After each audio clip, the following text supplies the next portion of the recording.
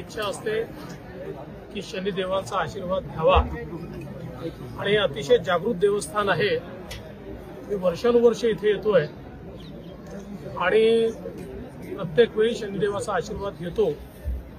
आज खरं म्हणजे मी शनिदेवांचे आभार मानले आहेत की ज्या प्रकारे त्यांच्या आशीर्वादामुळे महाराष्ट्राची सेवा करण्याची संधी आम्हाला मिळाली आणि हाही आशीर्वाद मागितलेला आहे की आता ही संधी मिळाली असल्यामुळे या संधीचं सोनं करण्याची शक्ती त्यांनी आम्हाला द्यावी.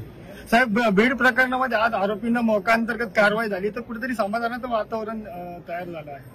पोलीस योग्य कारवाई करतील. जेवढे पुरावे आहेत त्या सगळ्या पुराव्यांच्या आधारावर कारवाई होईल आणि कोणीही सुटणार नाही, कोणीही नाही. उद्या प्रदेशाध्यक्ष बदलायची चर्चा आहे. तुमच्याकडे आहे ती फाईल, तर त्या संदर्भात आपल्या राज्याने कायदा केलेला आहे. त्या कायद्याची अंमलबजावणी करणं अजून बाकी आहे.